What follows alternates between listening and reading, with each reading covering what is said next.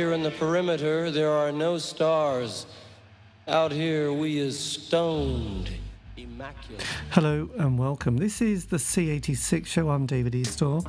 As you know, we love a special guest. This week it's going to be the guitarist Michael Hampton, who I spoke to very recently to find out more about life, love, poetry and all that other groovy stuff. Was a member of Parliament-Funkadelic and has recently released an album titled Into the Public Domain, which is a combination of, I believe, 2 EPs that have been brought together.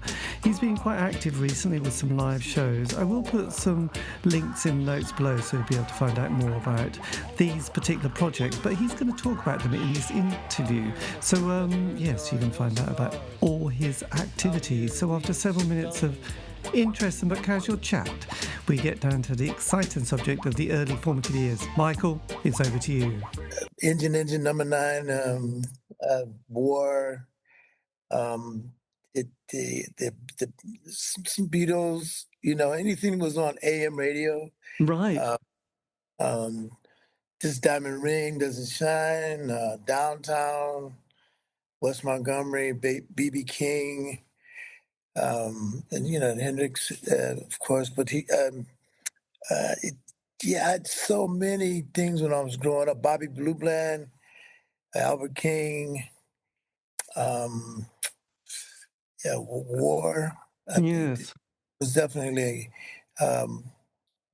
before I knew it, War was sort of like the fade on Slipping in the Darkness. Is pretty funky, just the interview, it's like a musical thing, as far as if it was written out or something. But let me get off of that. But yeah, it was the fade to Slipping in the Darkness. Right.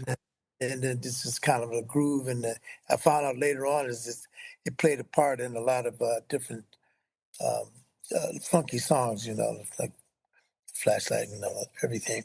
Yes, absolutely. And did you have any older brothers or sisters that gave you some musical kind of direction in life? Was there anybody? I had an older brother, that had a massive influence in the 70s because he was 7 years older. Did you have anybody who was a beacon of inspiration? It's pretty. That's an interesting question. I believe my cousin was he was my older cousin. He turned me on to Pink Floyd Echoes, when I was really young. And this before I even thought about playing guitar. But he had just got the vinyl, and he played that for me. The whole side of, listening to Pink Floyd. Yes. Echoes, and, later on, tried to learn the lines here and there. And did your parents, did they have much kind of musical influence or kind of cultural influence on your life at that stage? Well, yeah, whatever they were listening to, that's like the Bobby Blue Blands and B.B. King. My dad, what's the young lady's name? Well, of course, James Brown was in there. Said chairman of the board. Yes. My mom, she liked Layla. Eric Clapton. She liked the Al Green, and Yes. there was quite a few. The Supremes, Temptations. Because I'm, at the beginning there, I just mentioned my first single was David Bowie's Space Oddity, and he was born 47. So whenever he was asked, about who his favourite person was, or he, the person that meant most to him, bizarrely, this was also Lemmy from Motorhead would, same year, both would say Little Richard was their first comment. Did Little Richard come onto your kind of radar at an early age? No, I probably had heard him, but it didn't register, like who he was until later. Even like the Isley Brothers, I didn't realize that they'd put out songs, I remember It's Your Thing and all, but it was hard for me, like to be I'm just like remembering who did what songs. I just like if you ask me what I got a lot of influence from, it probably was a lot of AM radio back at the time, and I just it'd be Yes.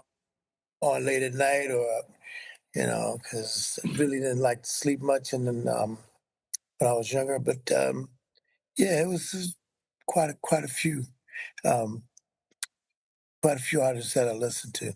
Yes. So when you get to, you're at that age where you'd have probably sort of started to experience that kind of cultural revolution in the late 60s at that point, and then probably leaving school around 72. Was 16 an age, bit like in this country, we potentially can leave school or you can go on to university or college or such like. What was it like for you, the late 60s? Because obviously, that period of of obviously a lot of soul music, but there was also the counterculture happening with the kind of the rise of the, I suppose, alternative youth movement at that stage. How did that affect you at that point in life? You mean like I mean as far as like just song about Ohio and Well, uh, there was that came a bit yeah, later, but I was thinking more but like 67 was this kind of period of the summer of love, wasn't it? Which obviously not everybody had the summer of love, and probably only a handful of people in any city. But I just wondered what it was like because things had changed so much. With, I suppose, music had changed. Like you mentioned Jimi Hendrix had appeared, and people well, like. And then we had the Monterey Pop Festival with people also seeing the rise of these kind of rock gods like Pete Townsend or Jeff Beck or Jimmy Page. I just wondered because you're a guitarist, did they start to filter into your life? yeah, definitely. I was listening to about albums from my friends that listened to Led Zeppelin and Buddy Miles and Jimi Hendrix. It was yeah, Queen was in there. I probably listened to Queen on the radio, but I wasn't fortunate to get like an any vinyl. Um, so yeah, the Pacific Gas and Electric was that. Um, Rare Earth, yeah, Rare Earth was something that I was really effective of when they did Get Ready. But yeah, Sly and Family Stone, Yes. um, this that whole album. Wow, the eyes is there. It was. At this time now, it's really trying to bring it all in. I Well, there like was to, well, if that was Sly yeah, Stone, he did that album called "There's a Riot Going On," didn't he? yeah, and, yeah, exactly. And I don't remember all of the songs. Just the thank you stood out, and He did "Family Affair," which we all loved so much, yeah, didn't we? of course, yeah. Well, that was a classic. So when did you when did a guitar appear? When did you suddenly think, I'm going to start to sort of learn to play? Well, I ruled out some sports things, that I liked. I wasn't really dunking the basketball or I played pretty good pee wee baseball, but I was outside, for football. And unless you were actually raised like that, I guess you wouldn't go for it. But uh, I don't think I was um, getting any physical answers. Like I'm going to be a jock or something. And I stumbled up on playing the guitar. I kind of thought I had a little knack for it. I found it interesting. I started when I was visiting my aunt, my uncle, um, up in Maryland, Right. Atlanta, Maryland, and I think it was Stillwater went deep with four tops smaller. Um, the the oh yeah, the last poets, Oh, for a yes. time. I was affected by a lot of that. It really. I'm trying to find. It's really just interviews that kind of make me nervous. And I kind of No, no, clouds God, clouds my. don't worry. I remember, but what got me into it is that I think I was. We used to learn um, like I can't get no satisfaction on like one string, pass the guitar around, and then after it, and just anything on one string, and get ready.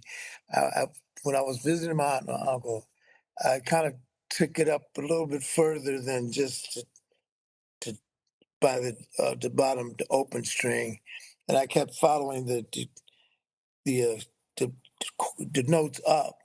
And later on, Chong from guy who wrote Atomic Dog said he said I was a linear player, so I guess like trombone and stuff like that. And I just kind of found like that interesting that I could find the notes up one string because usually the guitars that I borrowed they only had about three strings, and then nobody wanted to play them, and I just borrowed from them and just when I got back home. I started trying to learn what's that? So super bad. Yeah, by James Right. Brown. Just a single line. So anything that I could kind of get close to matching up on a single line basis. And then I asked for a guitar a little bit later on. That I took some lessons from a jazz guy, John DiCero, and Cleveland Ohio at a place called D Furie's Music in Cleveland at the time. And yeah, I just kept playing, sleeping with the guitar, Right. So and it was a bit I like stopped playing. Go I ahead. was saying it was a bit like the Hendrix thing that you just literally had it on you all the time, just twanging away and playing and Yeah, yeah, practicing. yeah. And then it was to prove to my friends that I could play. I could just borrow the albums that they have, and I invite them over and play along with the album. And you know, later on I could play a little bit more without having the album there.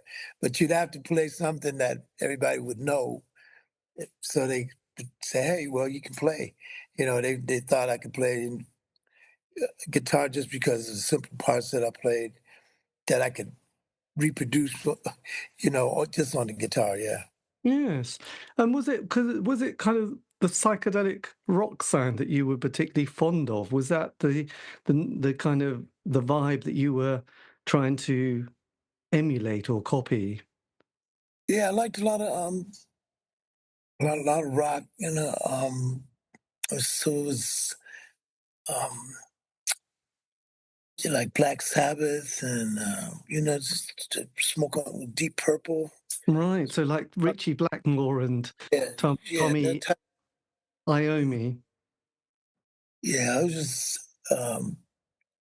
anything fuzz related. A lot of wow. Went through a lot of cheap Wawas. You Right. know, So that was it. Shaft was kind of coming along, and that was the thing. Wawa Watson. I met him at NAMM one time, but yeah, I, just the mix of the guitars. I could hear it, and I just try to get to what I could from the albums.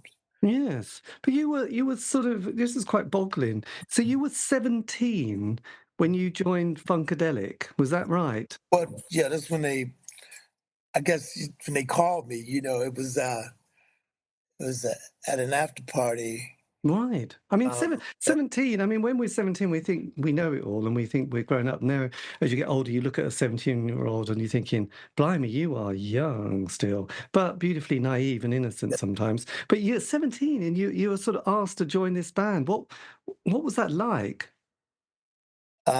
really couldn't describe to just kind of like, oh, I don't have to do a paper route anymore. I'm like, yes. And I just took the plane like a Tiki Fool would call me, like about 2 weeks after he had seen me at an after party in Cleveland.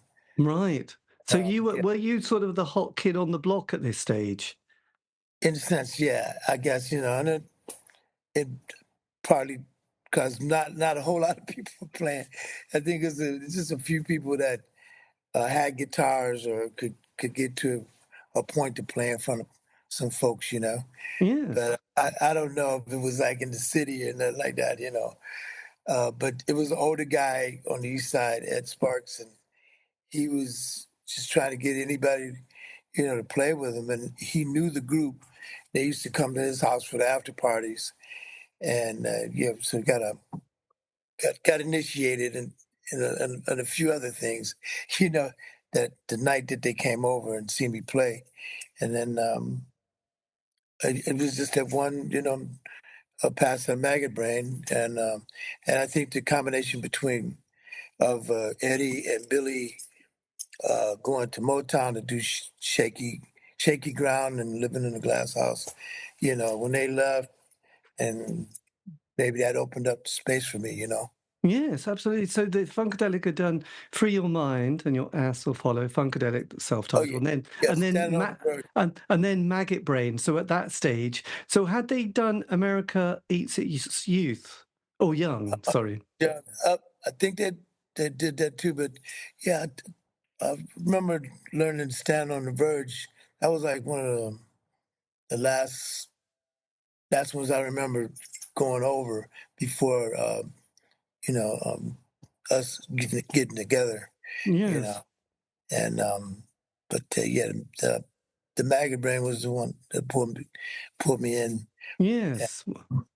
But Well, it was. could we, you know, like yeah, when I go back in time and or try to go back in time to answer the questions, it's hard for me to remember Well, yes. I know as this. much as I would like to share with you and everyone the specifics that I would like to share, but it's okay. But if if if you don't mind, can we talk a little bit about what's going on Yes. Sorry. Yes. I was. with I you? was It's just curious. okay.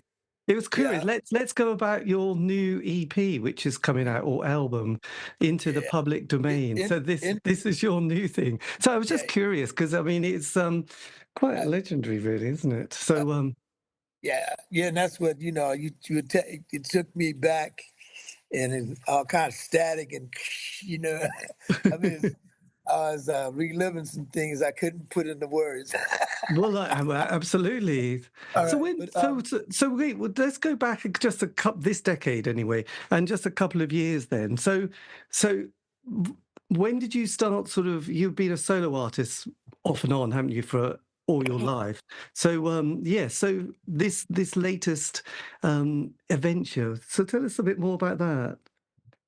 well, into the public domain is a free. It's going to be a free free music in a sense, and going to be doing some work, you know, to bring up speed, some trading cards and of that sort. And you can could sort of scan the back and for the songs that are on there, you know. I don't mean to advertise, like, but you know, I'm just trying to give an idea.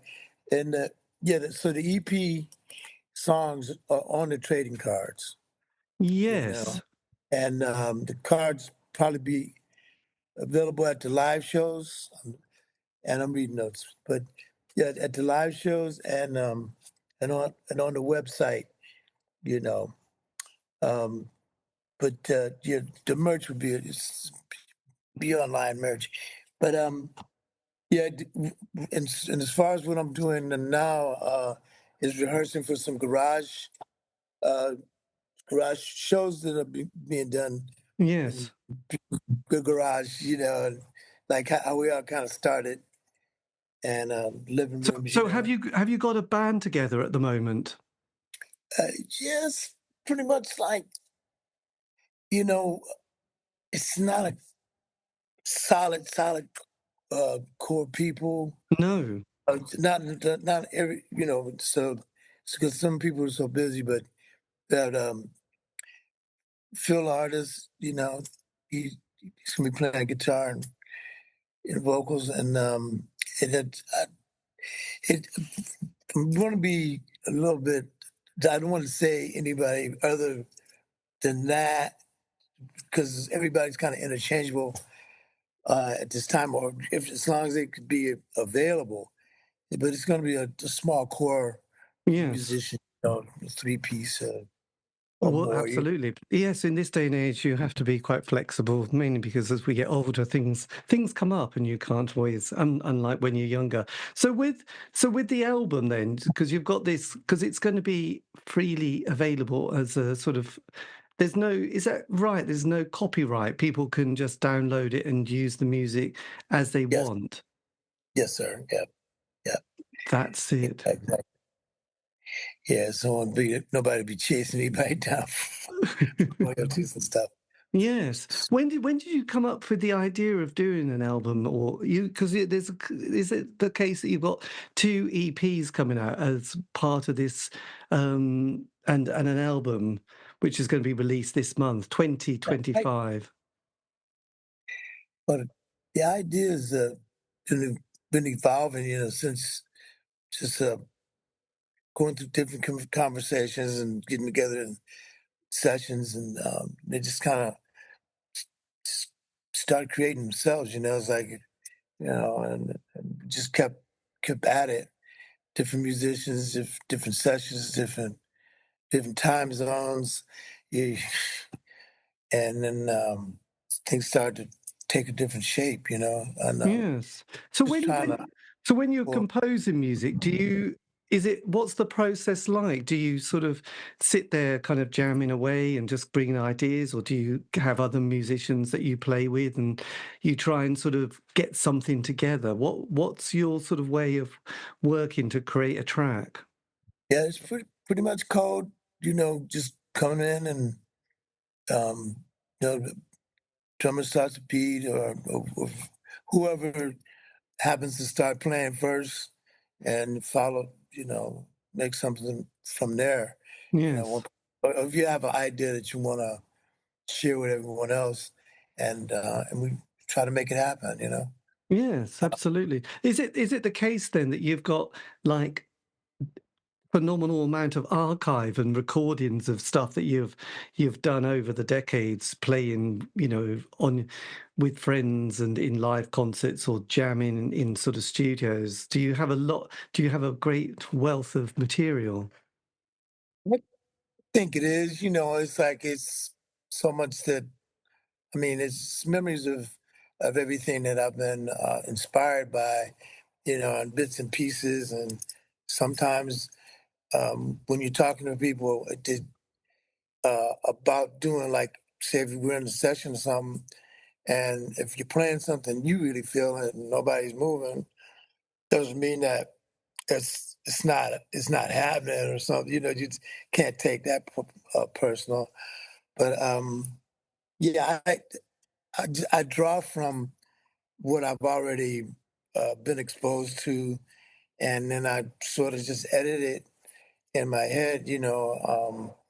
Uh, like a natural loop of sorts. You got like some lines that you want to try them out.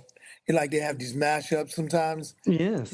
Or just and a lot of music that I was listening to, I was like, I didn't know that I'd be like, well, that song reminds me of this song reminds me of that song. I'm like, oh, it's because it's definitely all relative. So, but you don't want to sound, people to say, oh, you bit off of that song, or you got that. No, well, they could say what they want, but the thing is if to make it, kind of flip and become a new thing, of sorts, like. But yeah, wealth of I'd say wealth. Everybody's probably got a wealth of things they wrote, and recorded. And to me, I never really finished any of them. So Yes. just this is like, come on, just keep pushing out. Don't overthink it being too perfect one way or another. I don't know. If somebody they don't like something, it's like, okay, we'll try again. Or if you got something, let's try to work together. On it. Maybe we'll hit the number. you know, So what? So hit the what? So lottery. what? So what comes first then? Because sometimes people have the groove, and the bass and the rhythm. And but your music is very led by this kind of incredible kind of ability to rock out with a guitar, lead guitar, haven't you? So Yeah. so what comes kind of first, and how do you sort of bring these two things together to get that funk? I just try to be uninhibited, you know. I mean, sometimes it takes a little, you know, to come in blasted, you know, but a little help every now and then, you know. It's like, I can't say it's like a formula of coming in, you come in and straight drinking a lot of coffee or you whatever it is, you need a shot or something. But you know, I don't, I don't think there's any formula like that. But um, to try to have the confidence of really saying like, hey, really, can you try this? And if it's bearable, you know, you have some people just gonna try to double the line or play some harmony, or they might come up with a lyric if you got something. But yeah, I try to play along with any. If somebody's playing and I'm walking in the room after them, I'm trying to get with them. I'm Yes. not, like, you know, like the guitar, the shops and guitar stores you go to when I was younger. I used to wonder why everybody was playing different things. You know, they just come in and somebody's stairway to heaven over here, or they're playing something in another key over there, and I got out of it all together. Well, tried to get out of it altogether, Yeah. but Does it because did psychedelics kind of enhance, or was that an important part of creating your sound? not really. I kind of, you know, I smoke a little herb, and I have experimented here and there, you know, but yeah, I would say so because not all the experiments go right, you know. No. You know, or but I don't think I ever just, you know, said, okay, I'm gonna do this, and then go start writing songs. It's usually from what I remembered that I experienced, and I'm not sure I remember the exact experience, but I remember the feeling of it. If something feels good, like if a line or a lick feels good to me, or a beat feels good to me, or if I got an idea from something before something, it's usually from something I really felt. It could have been while I was having fun, you know. Well, yeah, absolutely. And yes, it could be quite something. Yeah, well, I guess it would have shaped a lot of people's kind of musical moment. So with this kind of album, because I know that I've got the various bits. You've got, this is a 7-track one, which is kind of Fight or Flight, and then Canyon Jam, Public Domain, Steve's, God, I can't see that, Technicolor, Mobile, and Public Domain. So this is, oh, is it Savannah as well? So these are the ones that are being released at the moment, aren't they, on this EPLP Yes, business? sir. And Yes. this, and so with this release, you've got these cards, but also with the music, is it the case that once it's out there, people can do whatever they would like to use it in any form? Pretty much. Please, please flip it. You know, you know. I mean, you know, for whatever, if they feel something, um, just it's a chance to say we played together. You know, the stems of the tracks will be downloadable, so Right. they can take whatever part they want. You Oh, know, okay. So they could actually they don't sort have of, to take the yeah, exactly. It can fragment the whole song if they want. yes. And who did the cards? Because you've got a series of 15 cards in total that will be unveiled across the 3 EP release cycle. 6 cards will commemorate into the public domain. And so whose idea was this kind of artwork, and who's the artists who bring this together? Philip Who's the artist. Philip the artist. Yeah, Philip the he's artist, all in one yeah. word. Oh, Put him, nice.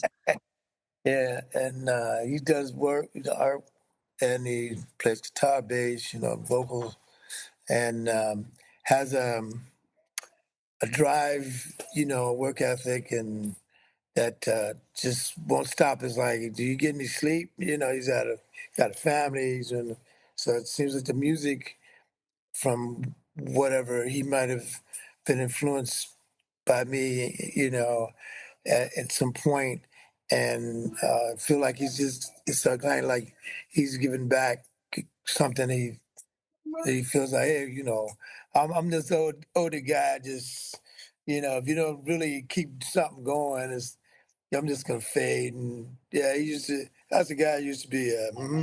And I don't know that not everybody is gonna let people that they know maybe fade out. So hopefully it'll just keep us all young. The OGs out there, people Yes. that still want to come out to a concert. It's like roll on up, and it might not be in a car. And then there'll be some younger people that may, maybe some kind of glue will happen. Generation wise. Well, absolutely. And did you, and with these, have you got quite a series of concerts that are happening at the moment? Do you have a sort of a particular sort of timetable? Is it kind of within a month, or are they just a couple of shows you've got planned for 2026? It's just a couple of them. Just hopefully it'll to use the word snowball or something. But I mean, I'm moving only so fast as I can. As I and the guys are younger, at various ages. Depends on what's out there. I can't say no. To anything that may come up, and we'll just try to do whatever comes up. Yeah, definitely can't foresee a whole lot, but imagine an imaginative form of like a tour being put together or something. I don't really know for sure. Maybe might get in there, on some festivals or something. Yes, well, that would be very funky indeed. Did you like playing live? Was that a place? Did you prefer the live arena or the studio? Which was your most enjoyable environment? Uh, it's pressure with both of them. I think I would say the studio because it's more like a being at home. Is like, and when it's live, well, I guess it could be both, but it it doesn't seem as much freedom for me either or. I'm kind of overthinking it a lot of times. So yeah, both of them are about the same. It just depends on what I'm playing and who I'm working with, and yeah, Yes, you know it's a collective type of a vibe. As depending on who's in the studio and how they are. I'm kind of a reactive person and introverted in a sense, and yes, I when I get extroverted, it might be considered unprofessional. So I try not to do that part, but that's when I could say that I'm my loosest. I guess all blues artists, but not all of the blues artists drank or whatever. But when you loosen up a little bit, let me sing you a real song, like the Hendrix did that, my friend thing, and something about that kind of a feeling is what I like from either studio or live. It's like I got some kind of camaraderie to take that edge off, and a few mistakes don't matter. Let's keep doing this thing. yes.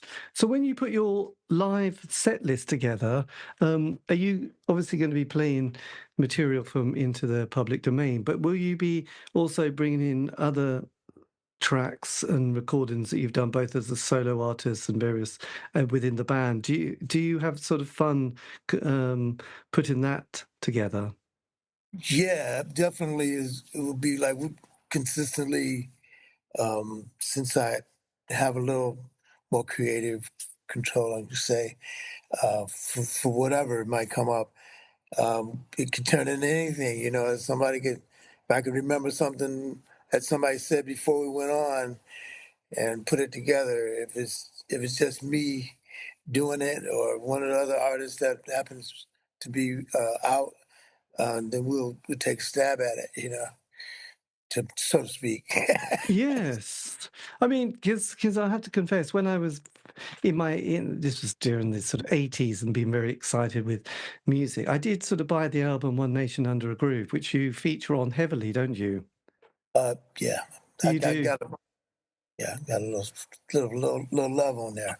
Yeah, Yes, and it's, I was very, I mean, obviously there's the title track and there's also kind of funk band play rock. Oh God, I probably got that wrong now, haven't I? who does a funk band? That's Y- okay. Yeah. Yeah. Correct me on that one. Yeah, I mean those two tracks themselves are quite epic. Can you did that feel quite special in the studio at the time when you were laying those down? Well, yeah, and it's like I said, well, kind of, wasn't even thinking of too much how I felt as more so like just getting the notes and just to solo on the right keys and how does it go and I'm wandering and trying not to miss notes that I know should be you know not out of the mode of whatever I'm playing. Just so the melody lines and all that, and then when it just kind of takes off in the solo, they it really was a freestyle, and I'm surprised that they kept me in the mix that loud for something that was not rehearsed. Right. We just going for it, and they said that was pretty good. This is going to leave it up or whatever. And I didn't know what was going to be on the albums.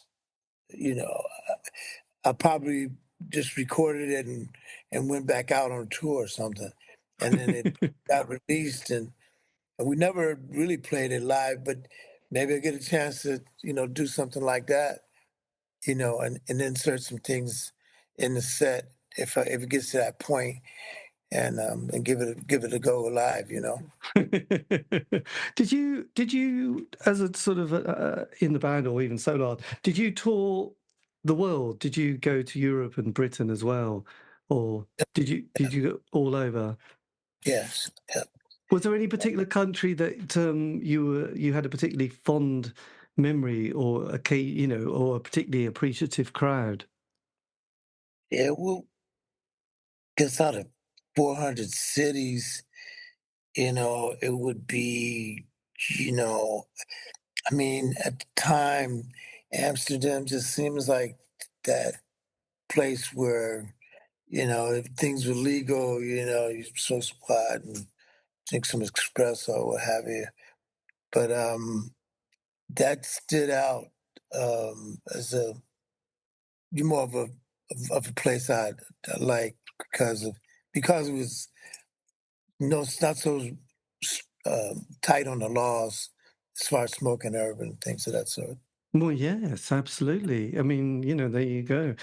Were you still in what were you doing? Sort of, I ask, just I'm curious, were you still in the band in the sort of late 80s? Because I asked that because I went to Berlin and happened to Mm. go and see Funkadelic or George Clinton. Were you in the band at that stage? It, like if I was basically in the band even when I'm not touring, so it's kind of like I almost can't say like I can get out of the band.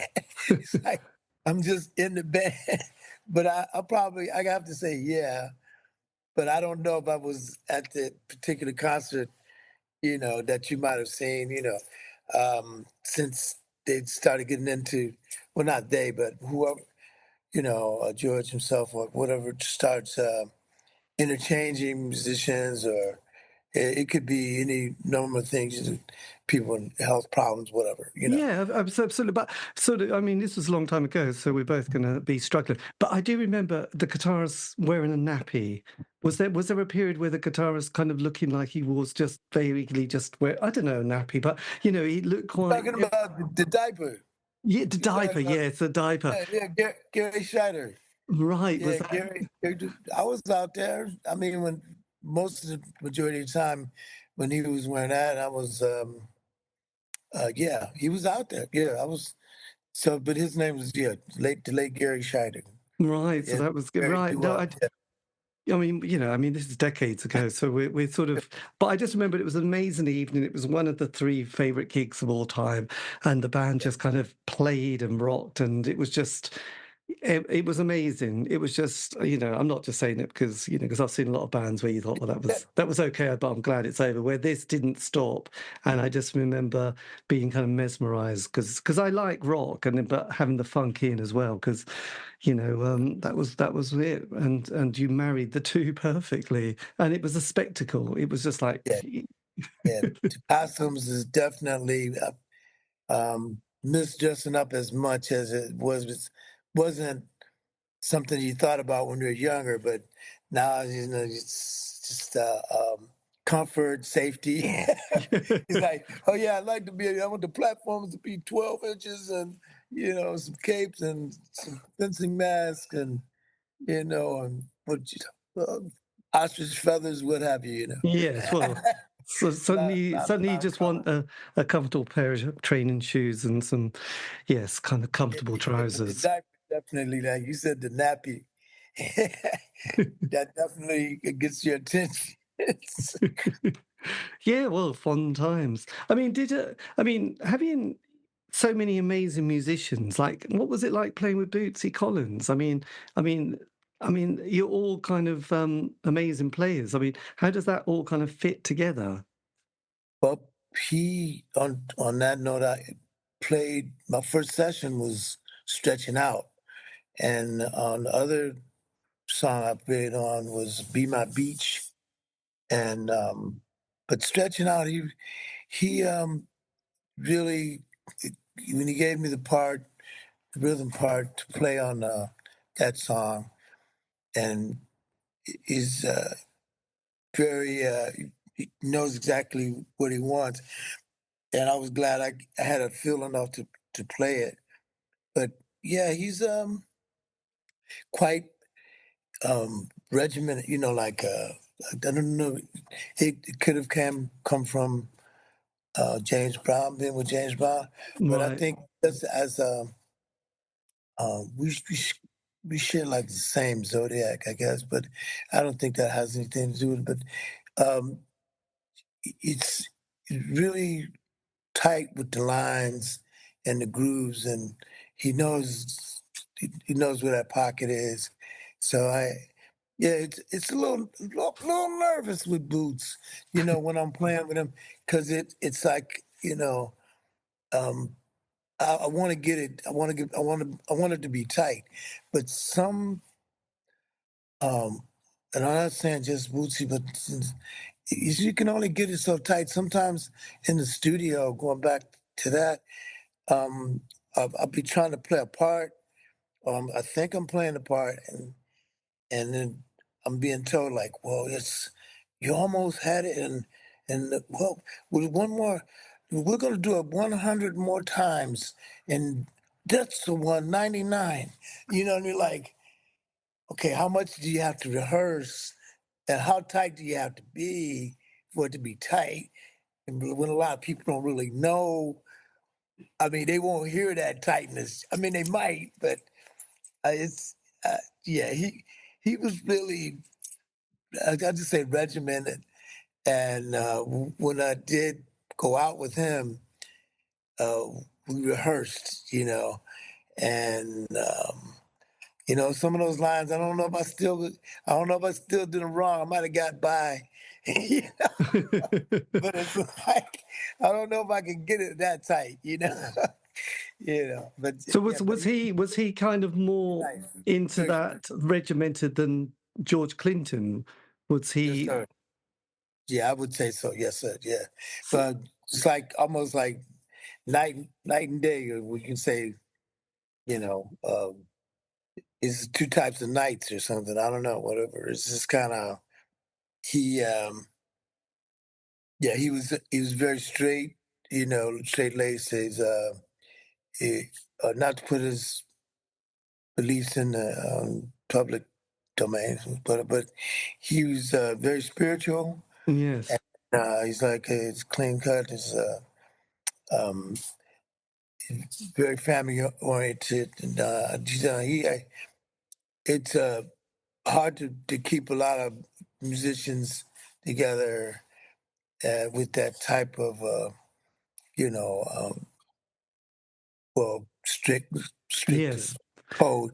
Is it? Yeah. So you gotta have, not gotta have, but when everybody was wearing the same uniforms, I wasn't in the band at that time, but I watched a lot of bands. Well, not a lot of bands, but I've seen some bands that try to do that and keep the same image. And you can see if people don't have like dry cleaners on on tour with them, it's like it's hard to keep the uniforms looking fresh all the time.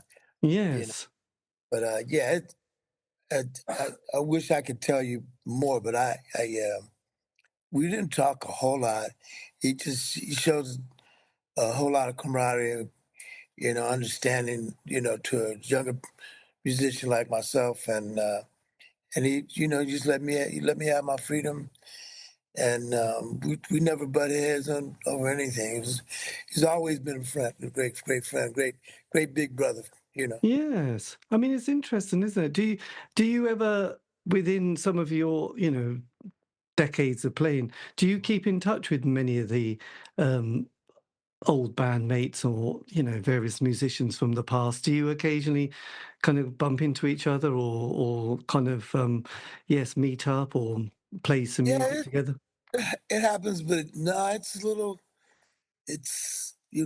we kind of definitely fragmented, scattered around, living in different places. That would be a great thing to do if I guess if everybody, got them a little place and had live entertainment. Hey, come to my place, like Buddy Guy's got his own spot and somewhere, and but no, it's yeah, it's hard to just say, hey. I mean, even if we were trying to record some things, this happened with the with this project, and this music because of must have been some. To me, I hope I look at it like it's something that's meant to happen. Maybe just upon this interview, it might spark some things to come about that you're asking about. But I really, I would be calling every day, or I'd have like a whole um, list of people that I email and just keep emailing them. But I don't know if I can even work that much. Well, It's like, quite. and then like in talking, us having the conversation here, it's each each individual would be breaking down into something, and I think after a while, it was like, well, when we get off tour, it's like you may not want to really talk to the same person. Even if you just kind of give it some time, and if something's going to come up, we'll talk. But everybody's got their own lives to live. This is kind of the timing is really hard. To just say, "Hey, call me back," and they call me back, and then I'm gone, and he's gone, or they're gone, or she's there, and Yes. so I'm enjoying this, because it's like I don't, I'm probably gonna not be missing some interviews, and hopefully I'll get better at them. Well, that's all right. No, no, no. Part of I mean, because you got inducted, didn't you, into the Rock and Roll Hall of Fame, didn't you? Yes, sir. Yeah. So when was that, by the way? I kind of just saw that Was that 97? 97. 97, I believe, because Prince inducted us, and yeah, yeah, That's a moment to see on, on video. It's like, anyway, yeah, yeah, that happened.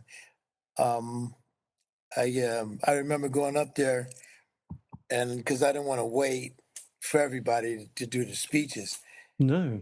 Um, and what I did was not rehearse or I had lessons in giving any type of speech. I didn't. It's like I made little of what was going on, but I have a lot of respect for the Rock and Roll Hall of Fame and being from Cleveland, and it was mind-boggling that I was being inducted, you know. But and even though, and on a small tip, the newspaper that I used to deliver, when they took the picture of the whole band for that particular event, they only got like the headstock of my guitar.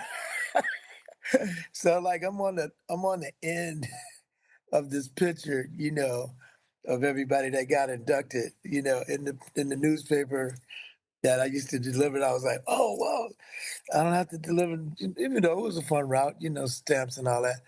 But yeah, it said, I don't know what poetic, I don't know what you'd call it, poetic justice of some sort. Like, well, I'd rather be left out of the picture than to still deliver newspapers.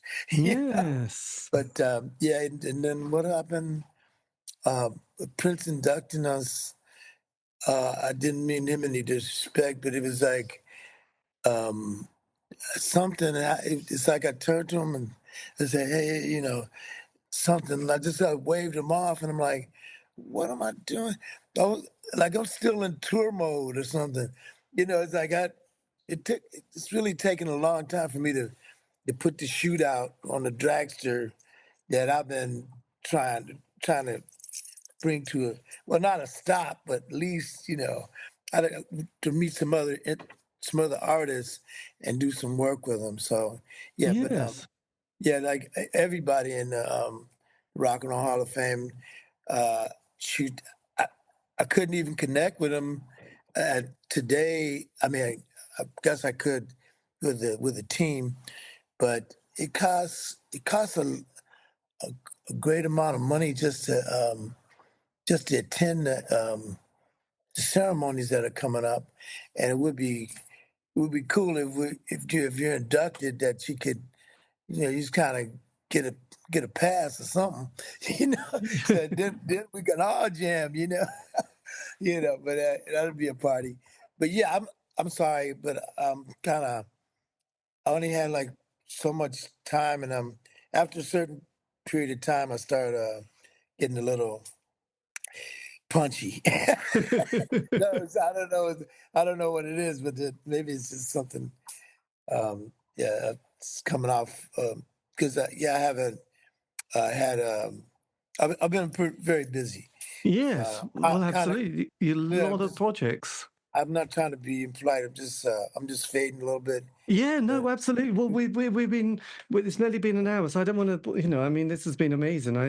I mean, just yes. Well, we can sort of, like you said, it's quite a lot to focus and for an hour, but we can call it a day there. But thank you again for your time. And like I said, even though I was an indie kid in the UK, I was during the 80s. One started to get that curiosity. I mean, I was 16, 18, and then started listening to all that, like Jackie Brown and James. No, Jackie Wilson, Jesus Christ. Jackie Jackie Wilson Brown. album. There was that. There was Kent Records. There was Ace record label, which was Yeah, all those amazing compilations and various artists. And then obviously got very excited with that whole Funkadelic and that One Nation Under a Groove album, which just was very heavily played because it just yes appealed to my yes rock roots really. And then obviously seeing hopefully you live in Berlin many decades ago as well. So amazing. So hey, and it's been lovely listening to the new record as well because yeah, Howard gave sent me the link to the pieces. So I've been playing them. So it all sounds fantastically fresh and rocking. beautiful. Hopefully, yeah. Even get out there doing live is I always wanted it to sound even better live. So it used to be like trying to make it sound like the studio and make the studio to the live, but now it's kind of like the live and making it even more live. If there's a way to Yes. even say that, But yeah, unexpected, not like something that you're gonna do something the same night every night. Maybe could slip something in there, something different if it gets to that point.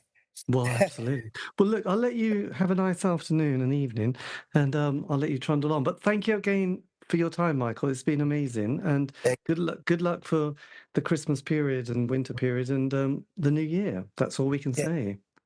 you also. You But also. thank you Thanks ever so for much. Take care of yourself, and thank you again. keep the fun going. See you. Bye. Bye I'll bye. say goodbye. And that was me in conversation with Michael Hampton, talking about his new release into the public domain. This has been the C86 Show. David Eastaugh. Have a great week. Stay safe.